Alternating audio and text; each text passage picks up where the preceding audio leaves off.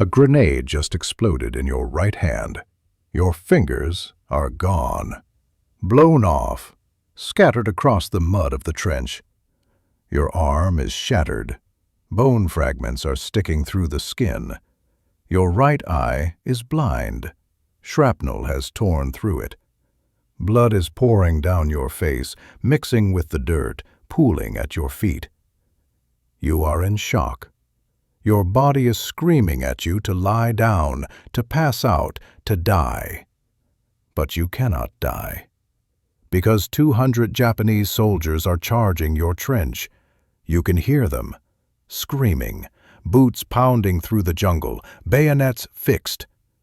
You have a bolt-action rifle, a Lee Enfield, designed for right-handed shooters. You do not have a right hand anymore. You are 4 feet 11 inches tall. You were rejected from the army for being too short.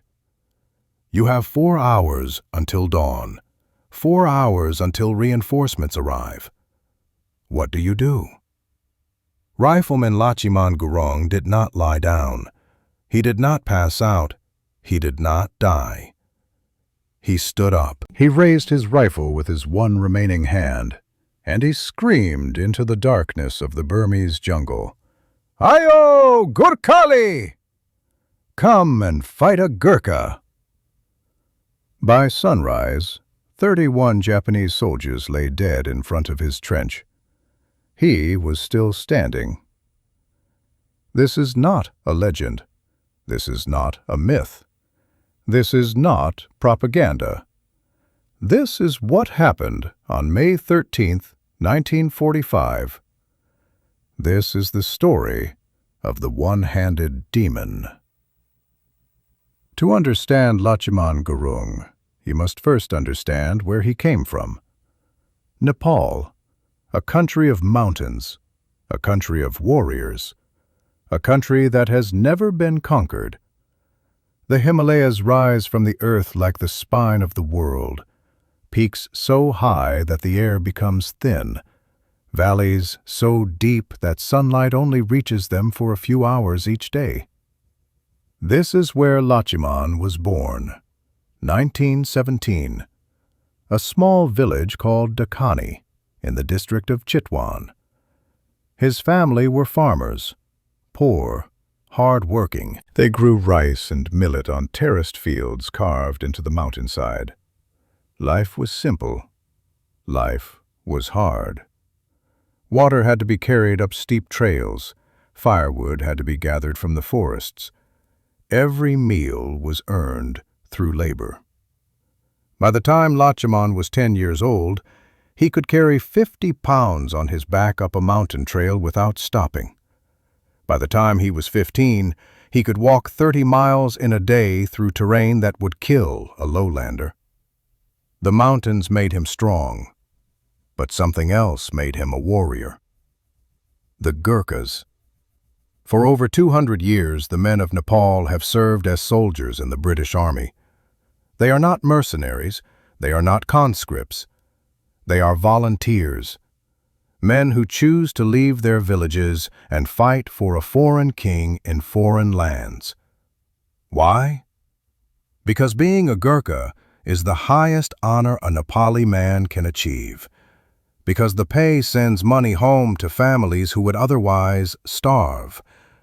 And because fighting is in their blood. The Gurkha regiments have fought in every major British war since 1816, the Indian Mutiny, the Afghan Wars, the Boxer Rebellion, the trenches of World War I.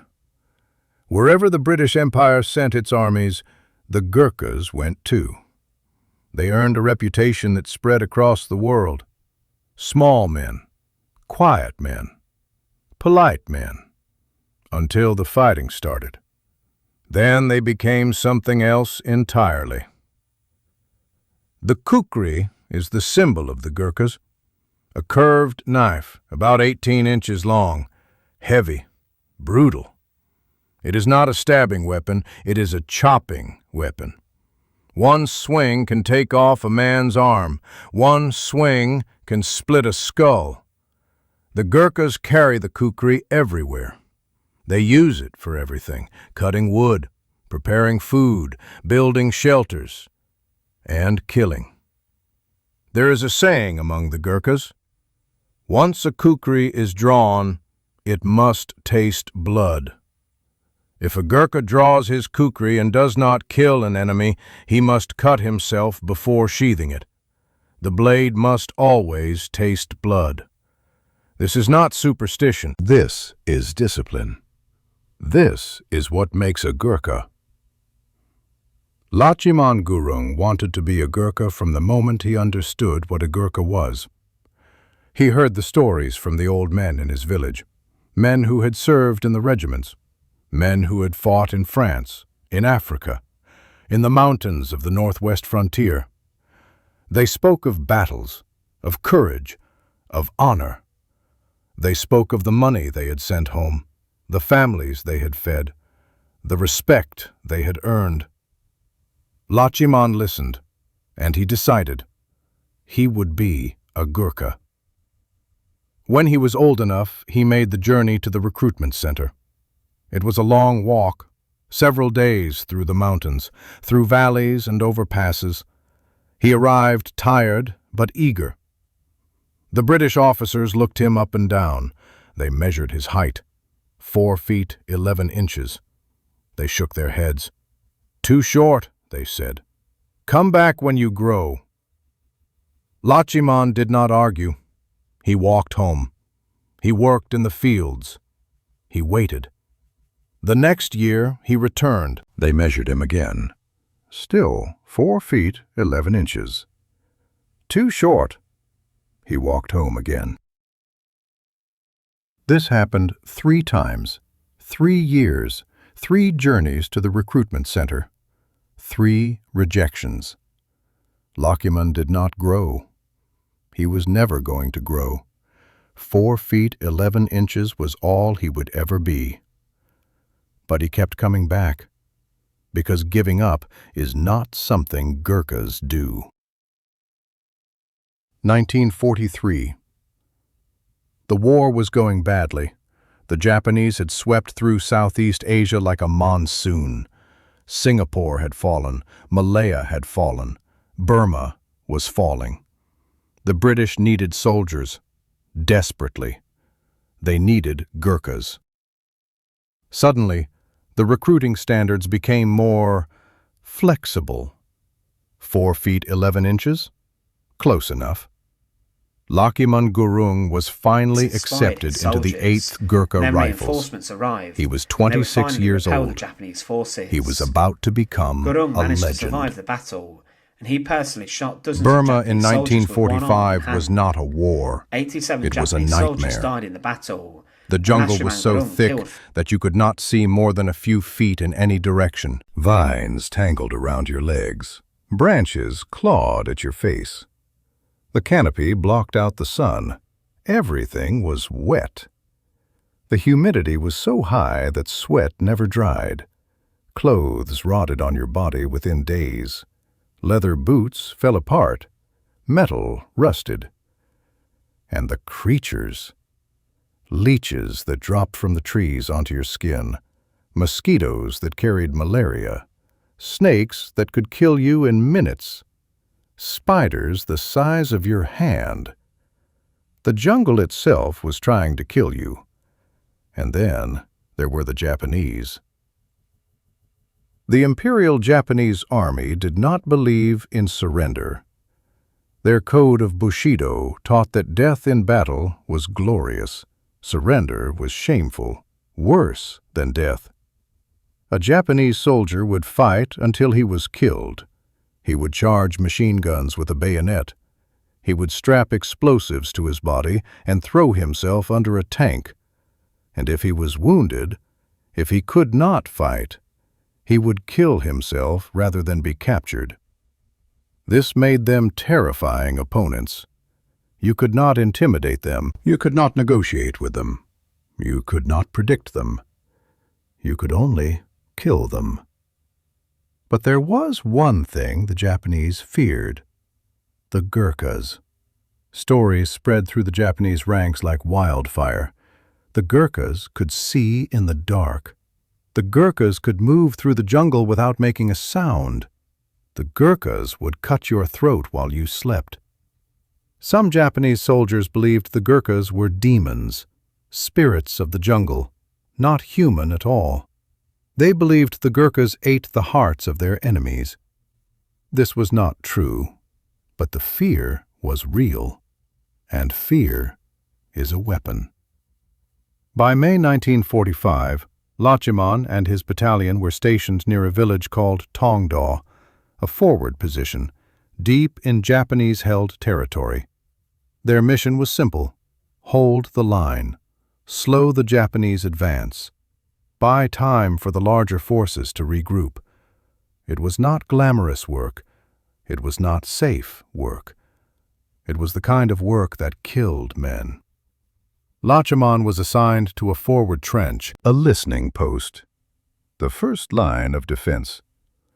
If the Japanese attacked, his trench would be hit first. There were 3 men in the trench, Lachhiman and 2 other riflemen. Their names have been lost to history, but their courage has not. May 12, 1945. The sun set at 1830 hours. By 1900 hours, the jungle was completely dark. There was no moon. The clouds blocked the stars. The canopy blocked everything else.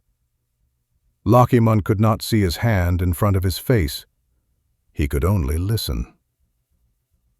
The jungle at night is never silent. Insects chirp and buzz. Frogs croak. Birds call to each other in the darkness. These are the sounds of safety. When the jungle goes quiet, something is wrong. At 2200 hours, the jungle went quiet. Lachhiman gripped his rifle tighter. He strained his eyes into the darkness.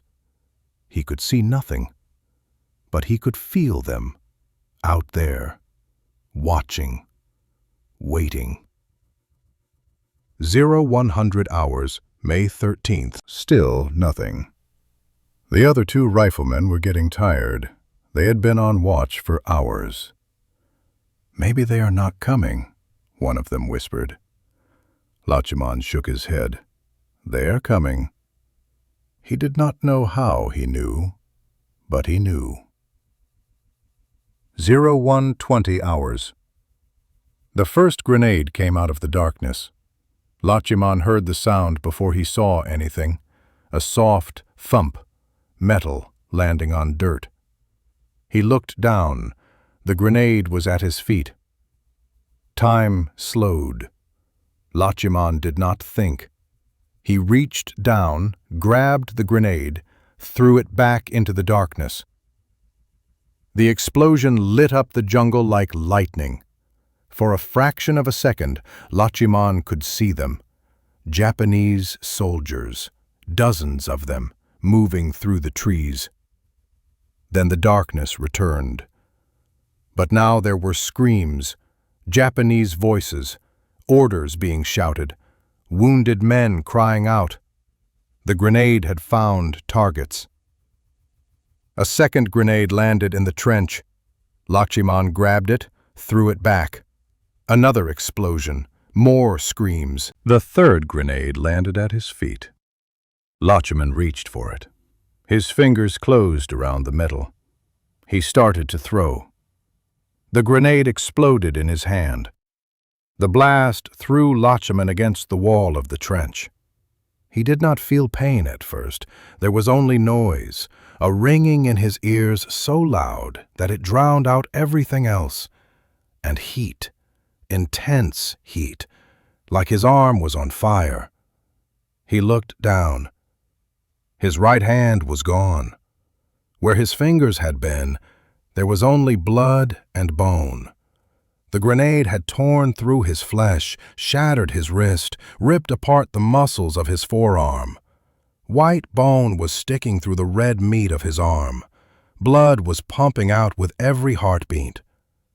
Shrapnel had hit his face. His right eye was destroyed. A piece of metal had torn through it. He could feel the blood running down his cheek. The right side of the world was gone. Only darkness. He tried to move. His body did not respond. Shock was setting in. His brain was shutting down, trying to protect him from the pain, trying to make him sleep. His two comrades were down. One was unconscious, bleeding from a head wound. The other was screaming, holding his stomach, trying to keep his intestines from spilling out onto the floor of the trench. Lachhiman was the only one who could still fight. Outside the trench, he could hear them coming. Japanese voices, orders being screamed, boots crashing through the undergrowth, 200 soldiers charging toward his position. Lachhiman had a choice. He could stay down, play dead, let the blood loss take him. Maybe the Japanese would overrun the position and not notice him among the bodies. Maybe he would survive. Maybe. Or he could stand up, with one hand, with one eye, with a body that was screaming at him to stop, to rest, to die. He could stand up inspired his and soldiers, fight. And then reinforcements There arrived. was no choice. They would finally repel Not for Japanese Lachhiman. forces. Not for a Gurkha. Gurung managed to survive the The battle. motto of the Gurkhas He is personally simple. shot dozens of Kafar Japanese hunu soldiers with banda one arm marnu and ramro. 87 Japanese It soldiers is died better in the to battle, die and than to Lachhiman be a Gurung coward. killed Lachhiman reached for his rifle, the Lee Enfield, standard issue for the British Army, 10 rounds in the magazine, bolt action, manual reload, designed for right-handed shooters. Every shot required working the bolt, pulling it back, pushing it forward, chambering a new round. This was a two-handed operation. Lachhiman had one hand, his left hand, his weak hand. He picked up the rifle anyway. Lachhiman braced his back against the wall of the trench. He needed support. His body was weak, his balance was gone. He jammed his kukri into the dirt wall, blade up. A last resort. If they got close enough, he would use it. But first, the rifle. He raised the Lee Enfield with his left hand. The rifle was heavy, nearly 9 pounds. His arm shook with the effort. He braced the stock against his shoulder. He aimed into the darkness. The first Japanese soldiers emerged from the trees, shadows, moving fast.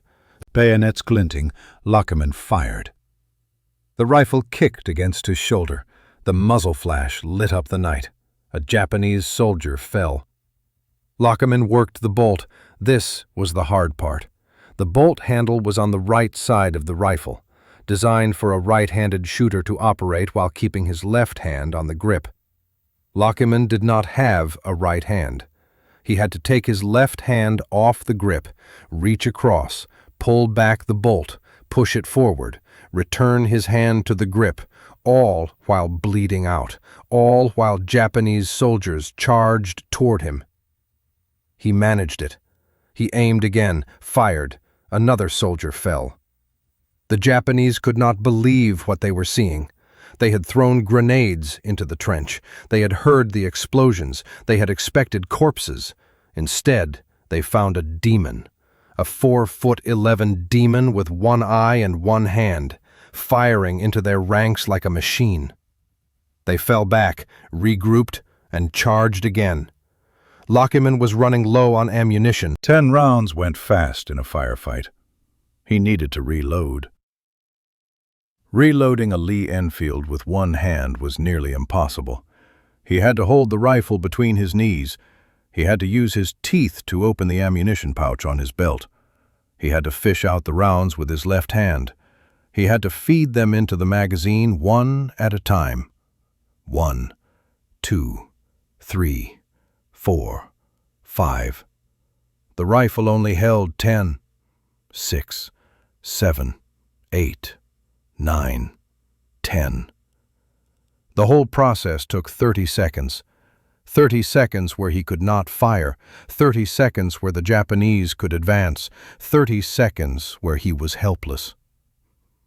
He heard them coming. Closer now.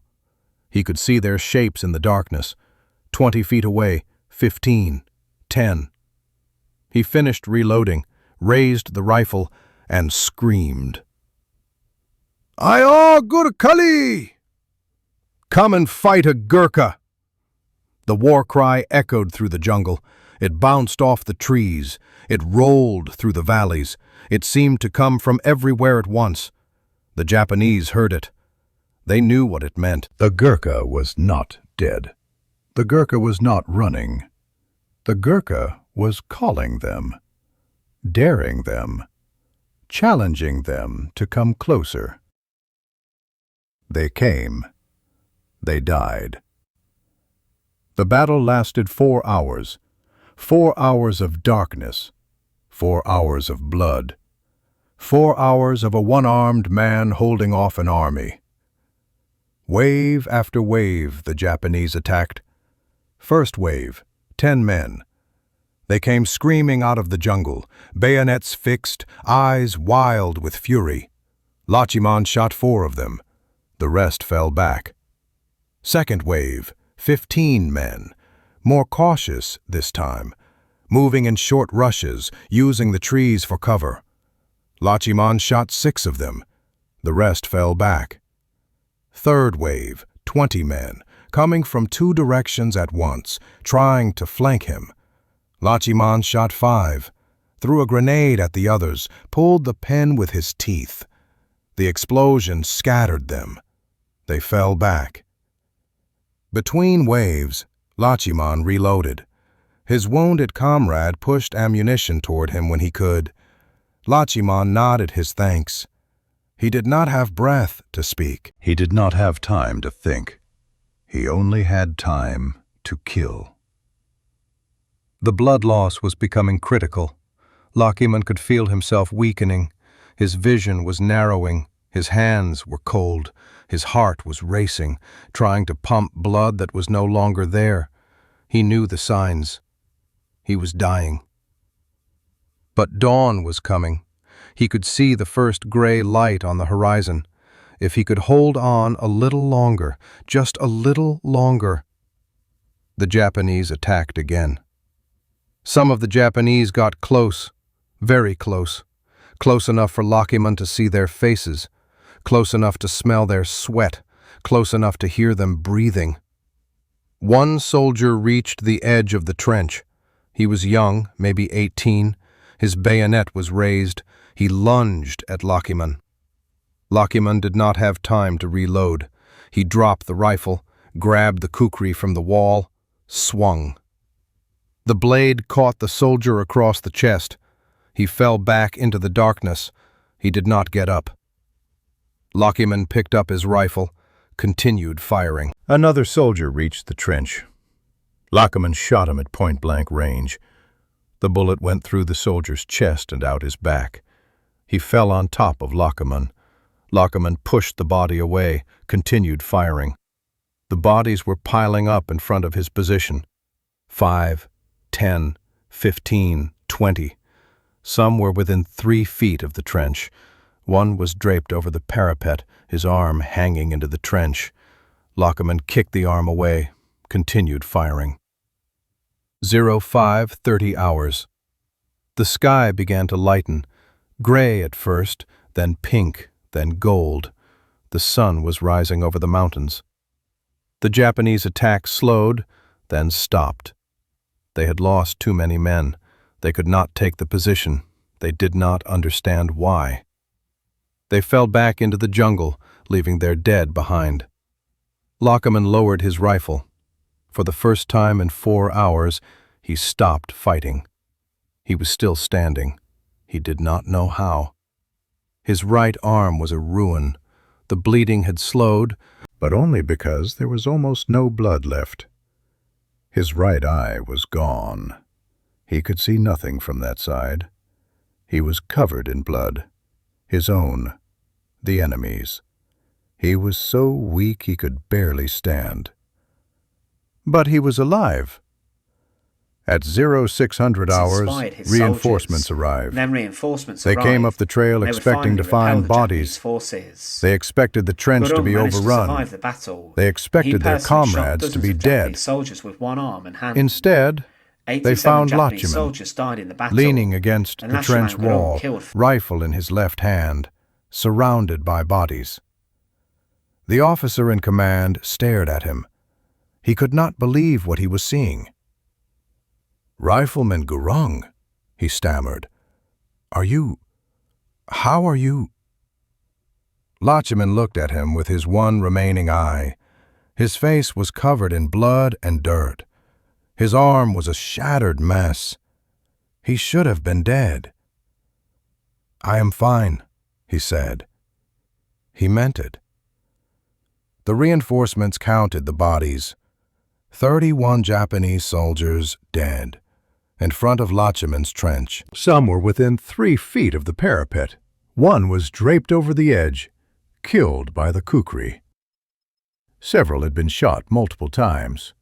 The ground was churned with blood and spent shell casings. 31 men, killed by a 4'11" soldier with one hand and one eye, in 4 hours, with a bolt-action rifle designed for right-handed shooters. The other trenches reported their kills.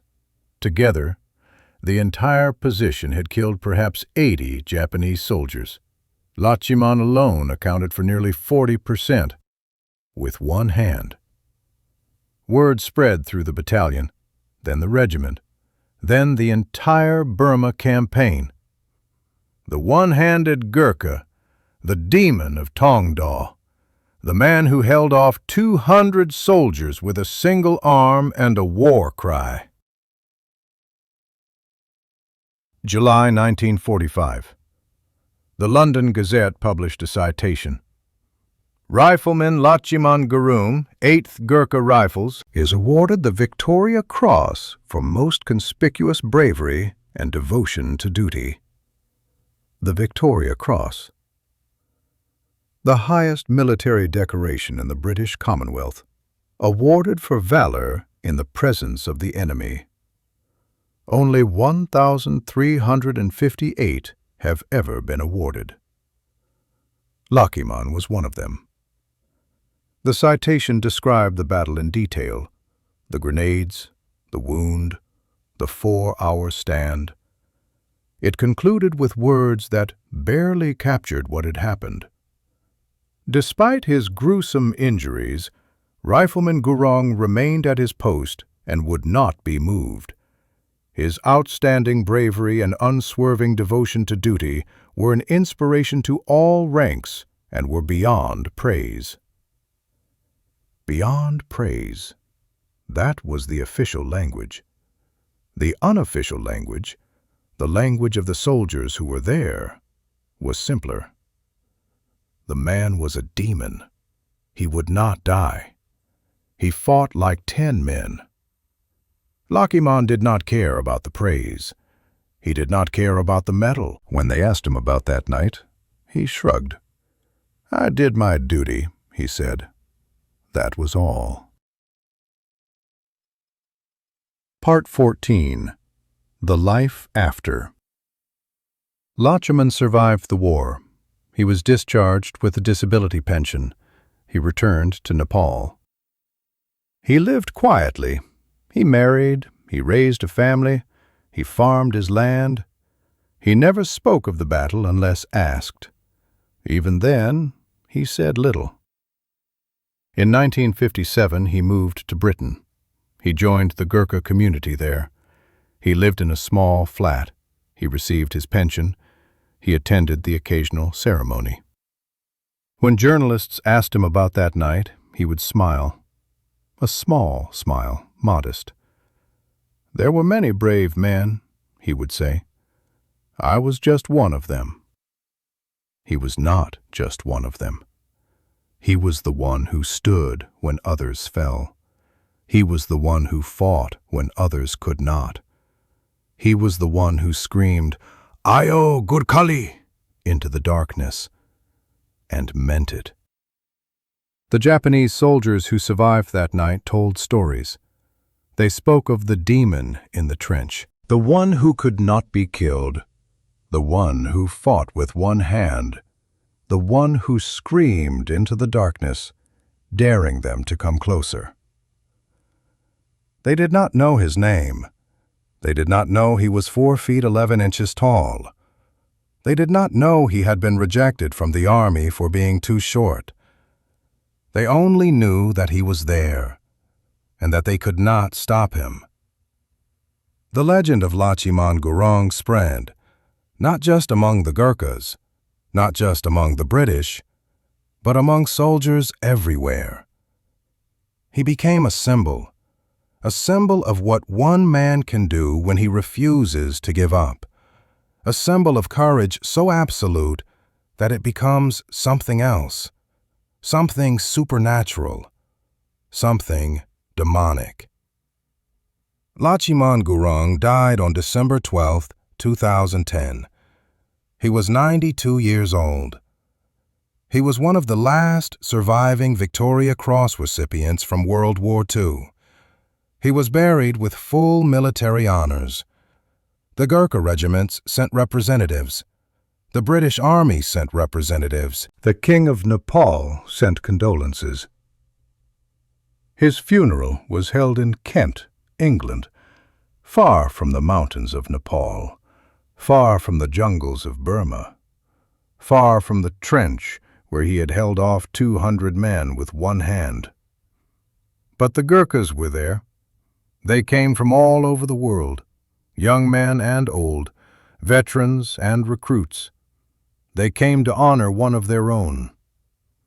The kukri was carried in the procession, the curved blade that had saved his life, the symbol of everything he was.